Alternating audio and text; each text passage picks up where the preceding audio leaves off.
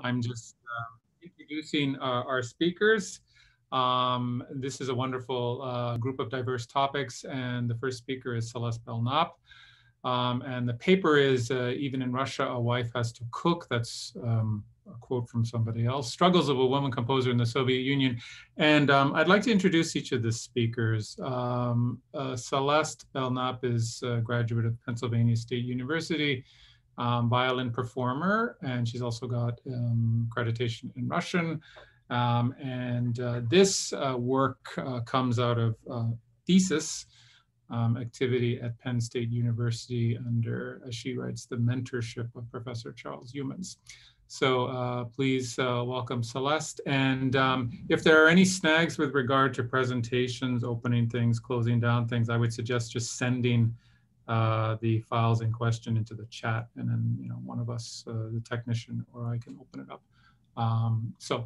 Celeste, please. First, thank you for having me, and thanks for being here. Sorry. In August 1967, a New York Times article headlined, "Even in Russia, a Wife Has to Cook," exposed the ongoing struggles of supposedly emancipated women in the Soviet Union. The subject of the article, Soviet composer Nina Makarova, was described as Nina Khachaturian, Aram's wife, who composes too. The sexist description and substitution of Makarova's last name, inadvertent or otherwise, encapsulated the challenges of the composer's career. Makarova often found herself living in the shadow of her husband, the celebrated composer of Spartacus and head of the Composers Union. She was burdened by menial tasks that interrupted her creative activity, always, quote, right in the middle of an inspiration when I ought to be doing something else. She cared for her extended family, endured momentous events such as evacuations of women and children before World War II, and weathered the unpredictable censoring of artistic expression under Stalin. But despite these obstacles, Makarova contributed substantially to Soviet musical culture as an advocate, a performer, an inspiration, and, when circumstances allowed, as a composer. Her creative output, particularly in the 1930s at the Moscow Conservatory, and later in the 1960s when domestic and political strains were relieved, included large-scale sophisticated works that were respected by her peers and audiences. Born to a merchant family in the small town of Urina, on the Volga River, Nina Makarova was the fifth of 8 children, and from a young age dreamed of becoming a musician. After 5 years at the Nizhny Novgorod Music School, Makarova was poised to enroll at the Moscow Conservatory. But after 1917, as part of the Soviet persecution of the bourgeoisie, children of merchants were banned from receiving higher education. Desperate to study at the conservatory, Makarova lied on her application, claiming instead that her father was a petty shopkeeper. The ruse worked, and she was admitted as a composition and piano major in 1927. At the Moscow Conservatory, Makarova studied under the best-known Russian musicians of the time, including Reinhold Glier and Nikolai Moskovsky, and alongside fellow students who would become some of the leading Soviet composers of their generation, including Aram Khachaturian and Dmitry Kapelovsky. Khachaturian recalled the first time he saw her in a composition class. Quote, "She quietly sat in a chair in the far corner of the classroom. I looked over there. Seriousness and concentration were written on the girl's face. The professor's words almost did not reach my consciousness. I painfully tried to understand what she was thinking, why she was so focused, why her eyes were sad. At the end of the lesson, I realized that I could not live until I figured it out. I might even say that to this day, I'm still figuring it out." Of course, Makarova's seriousness and concentration were to be expected of a student who was one of the only women in her cohort navigating the conservatory without an example of female success in composition. Her work ethic in these years would be prodigious. During her time at the conservatory, she produced and published a substantial output, including 2 song cycles, assorted chamber music, and a symphony in 1938, works that collectively brought her public recognition as a prominent emerging Soviet artist. The year 1933 held both personal and professional significance for Makarova. While still at the conservatory, she married Khachaturian, and she composed the first piece to bring her public acclaim, the Sonatina for Piano, which Moskovsky said, quote, "must be handed over to the publisher," and which moved visiting artist Sergei Prokofiev to observe that she had, quote, "her own unique piano style." The following year, she composed the Sonata for Violin and Piano, which began a new stage of exploring the classical legacy, working in ever more complicated forms and genres. In 1937, now a graduate student at the conservatory, Makarova participated in the Pushkin Jubilee by setting 4 Pushkin poems, Nightingale, Vampire, To My Nanny, and Farewell Faithful Oak Trees, for medium voice and piano. In 1938, her studies with Maskovsky ended with the First Symphony in D minor, a work that German conductor Olaf Koch eventually recorded with the National Symphony of the USSR and conducted in Moscow, Leipzig, and Halle. Koch's recording drew other foreign and Soviet composers to the work, including Alexander Vladimирov, Viktor Kubatsky, and Mikhail Malyutsyan, all of whom conducted the work in concert. Although she composed throughout her life, Makarova faced obstacles to creative activity. Some obstacles were imposed by people and institutions, and others by her circumstances. In the early and mid-1940s, shortly after she graduated from the conservatory, her productivity was halted with the advent of motherhood and the anxieties ahead of World War II. In general, the start of the war saw a reduction of ideological constraints on the arts, but Makarova's personal circumstances proved more limiting than before.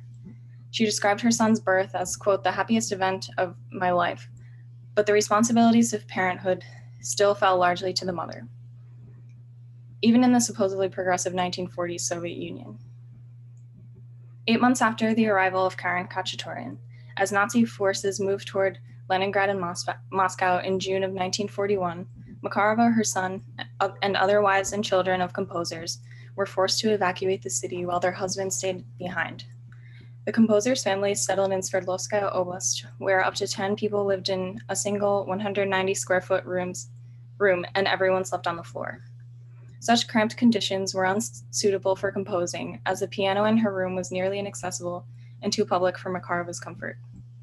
In spite of it all, she did produce some smaller vocal and chamber works, most notably the patriotic song cycle in the days of war.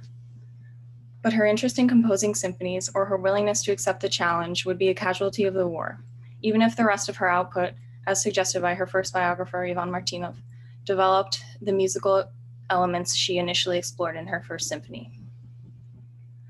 Post-war consolidation of domestic power intensified regime-imposed control over artistic ideology. This period, beginning with the 1946 appointment of Andrei Zhdanov as cultural censor and now referred to as Zhdanovщина, is characterized by the revival of the regime's practice of fulminating against individual artists in order to deter their colleagues from similar conduct. This reinvigorated censorship affected all composers, including Makarova, who was constrained by hypothetical threats to her own work and by concrete damage to her husband's reputation. In February of 1948, just before Zhdanov's formal denunciation of the best-known composers, Makarova went to the composer's house of creativity, Ivanova, to escape the demands of everyday life and to avoid the daily race against her husband to the piano to compose in their Moscow apartment. The retreat, built by the Composers Union for its members, was a welcome refuge for Makarova, who, unlike Khachaturian, who could work under practically any circumstances, needed privacy and silence to compose. When Zhdanov issued the decree on Mirabelli's opera The Great Friendship, denouncing Khachaturian and others and accusing them of formalism, Makarova's idyll came to an end. Reading the defamation in the morning paper, she left the composer's house to support her husband in Moscow. Although Makarova herself was not accused of formalism, her creative work was halted physically as she had to immediately stop composing and return home to her family, and psychologically, as the fears that lingered forced Makarova and others to cautiously navigate the oppressive system. Makarova's familial responsibilities extended beyond the needs of her husband and son, and these two she prioritized above her creative work. Her family was affected by the persecution of the bourgeoisie starting in 1927 while she was at the conservatory. The Makarovs and others lost their right to vote, had their cattle and horses taken away, and were ordered to vacate their home. Makarova's parents moved in with her in Moscow, and after Khachaturian and Makarova married in 1933, they moved into the apartment a floor above.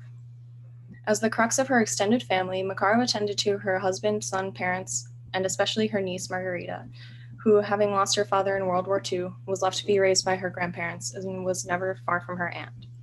Makarova treated Margarita as a daughter, not only providing her basic needs, but investing in her cultural literacy by taking her and Karen to various musical and theatrical performances every week.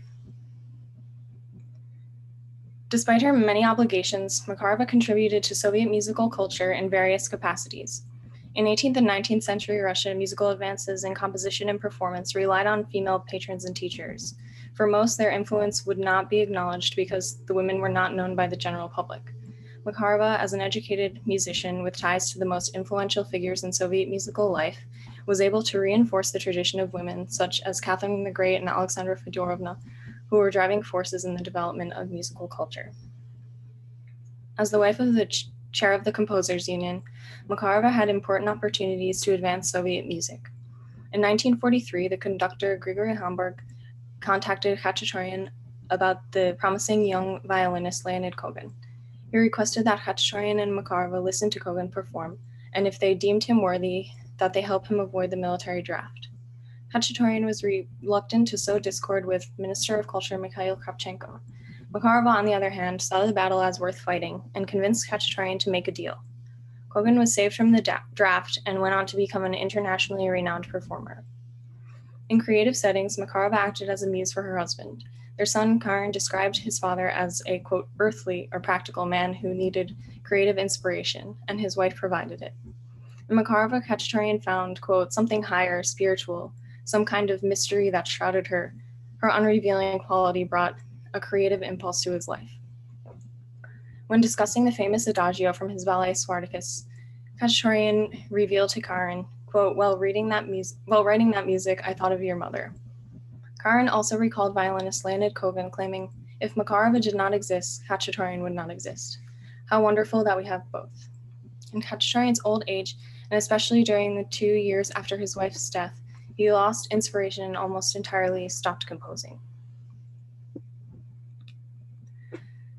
Makarova contributed to the arts more directly through her thriving career as a performer, a profession that earlier was reserved only for Russian men, foreigners, and serfs. She appeared regularly as a concert pianist across the Soviet Union and in Europe, North America, and South America, meeting artist celebrities such as Charlie Chaplin and Ernest Hemingway, and even performing a concert of her own pieces in Cuba, where the 2 front row seats were filled by none other than Che Guevara and Fidel Castro. After that concert, Guevara held a reception for Makarova and Khachaturian at his home, and according to Karen, quote, listened with interest as Makarova talked about herself, her work, and her future opera, Zoya. The type of musical participation that meant the most to Makarova, and the mode in which she most profoundly expressed her creativity, was composition. Her acceptance as one of the few women composers at the Moscow Conservatory, a noteworthy institutional rejection of the stereotype that women could not be composers, confirmed Makarova's view that women belonged in the profession. Her presence as part of the exclusive new generation of Soviet composers seemed to change the traditional mindset of even the most respected composers of her time. For example, her plan for an opera, Courage, featuring a romance between young builders on the Komsomol, was sufficiently compelling to earn the interest of her friend Dmitry Shostakovich, a noted skeptic regarding women composers.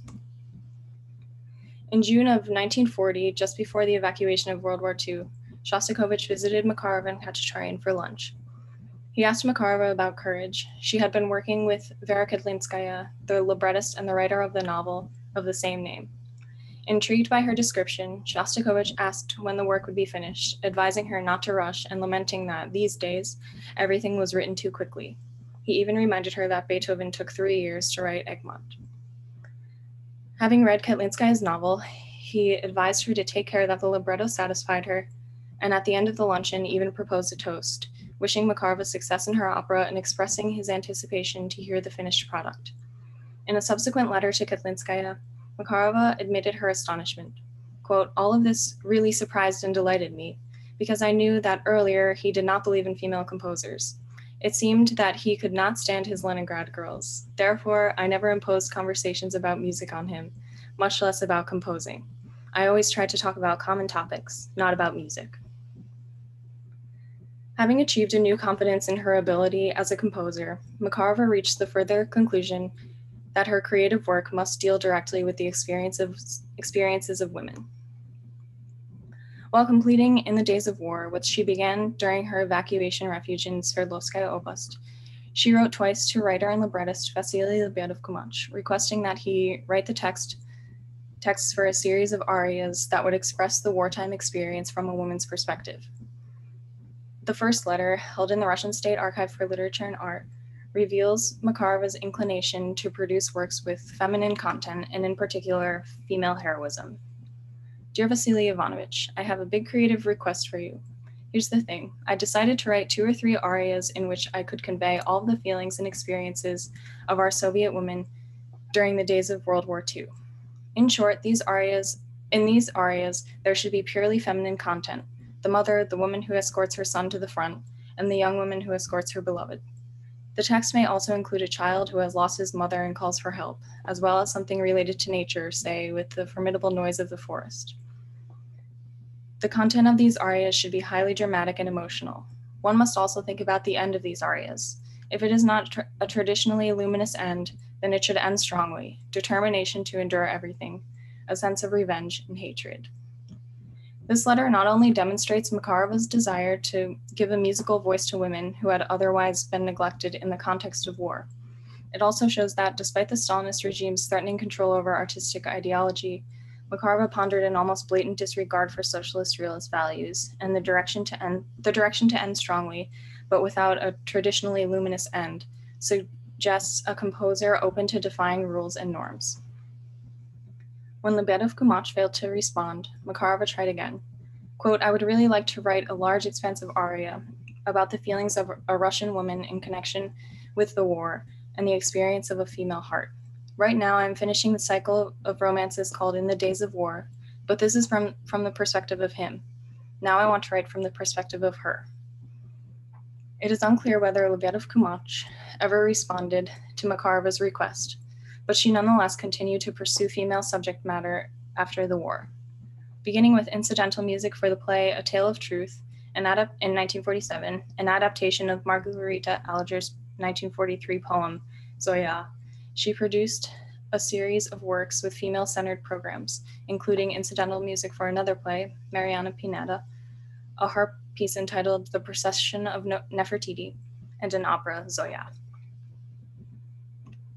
In the 1960s, Makarova again adapted Alger's poem based on the epic true story of Zoya Kosmodemyanskaya, but this time as an opera. Zoya was a hero. As a teenager during World War II, she joined the Komsomol, went to the front, and sacrificed herself for her country while resisting Nazi occupation. In November of 1941, she was responsible for burning down a Nazi-occupied town and was publicly hanged the following day. Zoya's story was popular among artists. In 1944, Shostakovich composed music to the film Zoya, and the score was later arranged as an orchestral suite. The people of the Soviet Union who could relate to the certainty of war and death became enamored with the heroic nature of her story. While the plot may seem overly patriotic, even propagandistic, Makarova, having been acquainted with Zoya's mother and having read Zoya's diary, had a personal relationship with the subject that allowed her to express individualism and subjectivity in the opera, as opposed to the obligatory and generic socialist realist narrative. Makarova's dedication to recognizing and celebrating the accomplishments of women culminated with this work.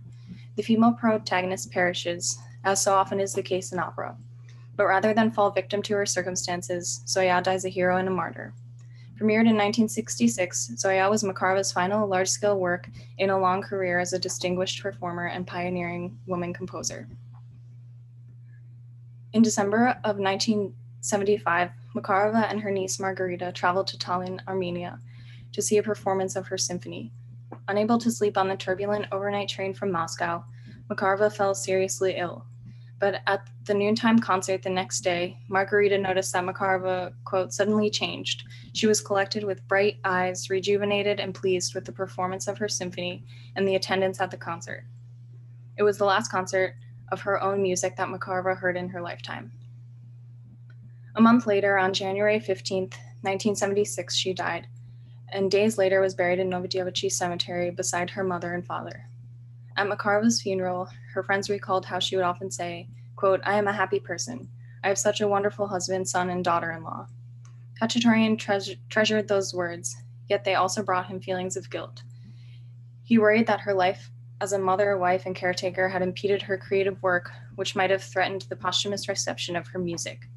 In his grief, Khachaturian committed to preserving Makarova's memory and her contributions to music. He created a school of music in her name in her hometown of Urino, donated her books and scores to the school's library, and donated her belongings to the local history museum. He asked Leonid Kogan to compose 2 pieces for violin in her memory, and he organized posthumous concerts of her works. Considering the myriad responsibilities that she assumed throughout her life, Nina Makarova's contributions to Soviet music distinguishes her as an important member of the new generation of Soviet composers.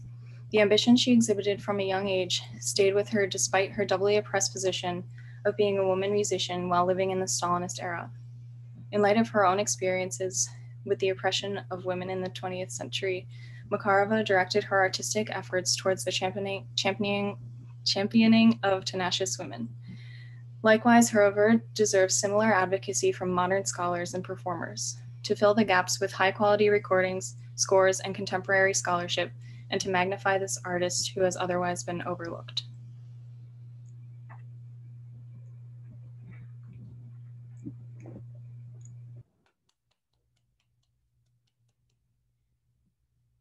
Thanks so much, Celeste. It's a fascinating story, especially taking into account the fame assigned to her husband. And one of the things that you're proposing there is there's perhaps more of a creative dialogue between those two than we know of.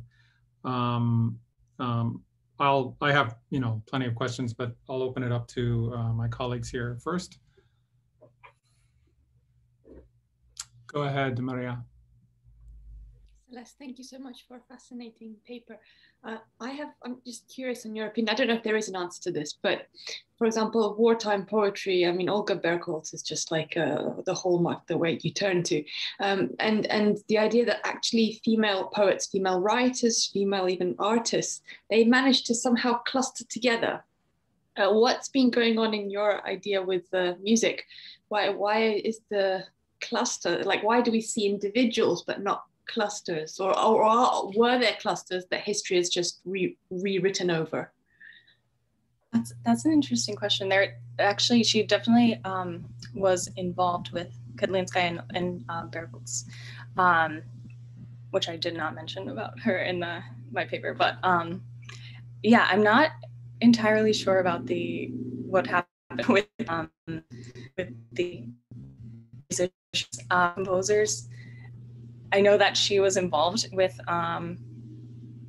the main body of like Khachaturian, Shostakovich, Maskovsky, and Prokofiev, but yeah, I don't know why it's that way. But are there other female composers who maybe because they don't have the connection through relations, and through family to an important figure who maybe she mentions or corresponds with, or because you mentioned like how much she's championing other tenacious women, and of course the figures you're reaching out to, they're obviously not musicians, but is there an inkling that she is looking out for any of this kind of network? Or definitely with performers. I'm not sure about composers, but Vera Dulova, a harpist, she was working with for composing music for her. I can't really answer that, but thanks for the question. I will definitely look into that more.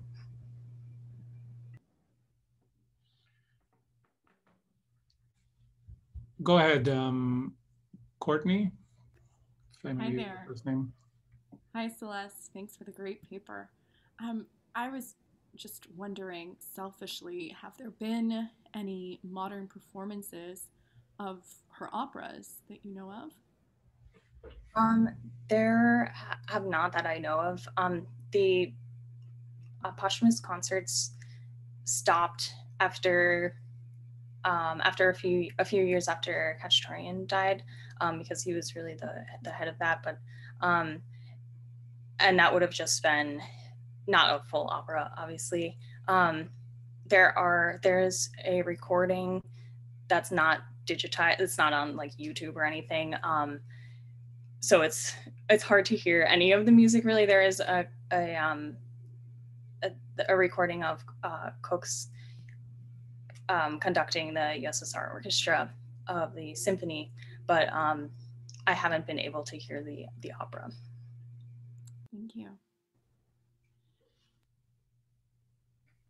Anybody else? All right. If I can just ask a couple of things. You know, that with regard to, I think it was Courtney's comment, and your remark as part of your paper that Shostakovich didn't have, he was skeptical about female composers, is the line you used. And I'm just wondering where that's evident. And obviously he and Ust-Volskaya had, you know, a complicated relationship, and he borrowed from her music. And my sense with Ust-Volskaya is that she was not somebody who, you know, self-identified as, you know, as a female composer. She sort of just thought of herself without any sort of gender designation, and really blanched at the idea of sort of concerts of all, you know, women composers and so on and so forth. But I'm just wondering about, like, yeah, where that's manifest in Shostakovich. And my sense from working a little bit on Khachaturian, and when I met once with Grigorovich to talk about Gayane as well as Spartak, that, you know, Khachaturian's a pretty sexist guy. And, you know, it's a lot of that, you know, he was a sort of coarse, you know, sort of, you know, the way he would speak about women. And I'm just wondering, you know, whether or not that's a misrepresentation, or, you know, what, is there any sense of the dynamic between the two of them? I mean, I'm curious as to how the two of them met. It wasn't in Nizhny, was it in Moscow? And then this issue about Shostakovich. So I guess those are the two questions. And the one thing that I think it's important to note here is the history of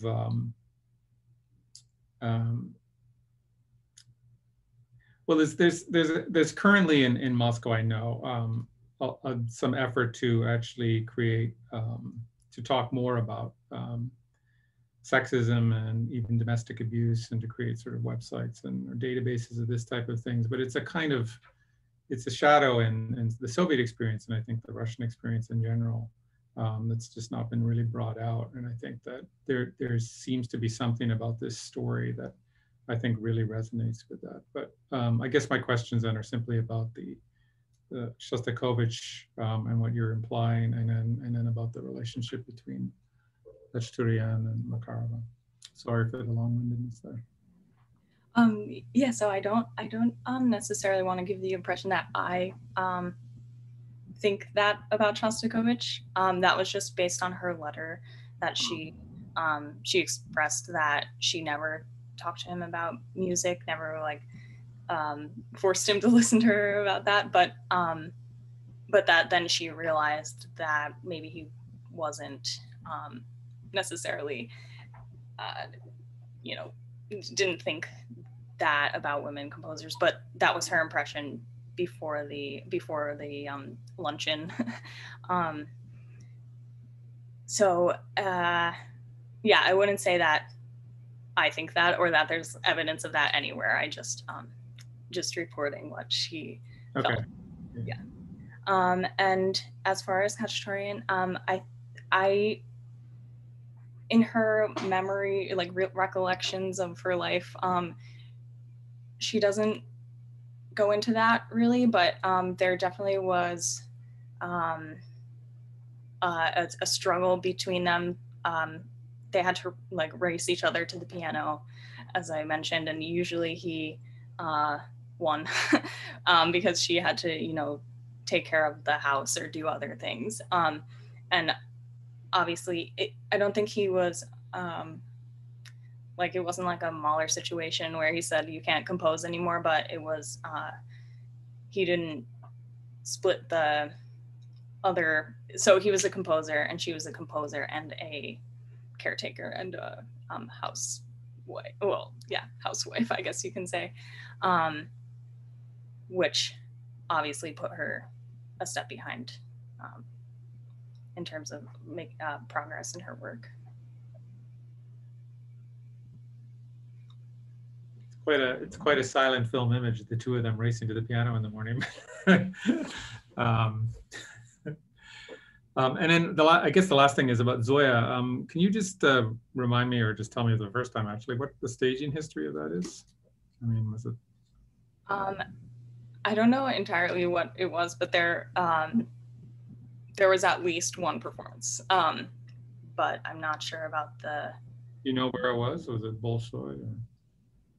I don't actually. It'd be interesting to dig up the protocols about how that was assessed, and you know, at Air Gali, they would have some sort of assessment of the work before it was approved for performance, along with an assessment of the libretto. And it'd be interesting to see whether or not there's some misogynist discourse there, not only related to her, but also to the subject of the opera. And then obviously to see how it was reviewed. Okay, anything further? Okay, thank you very much, Celeste.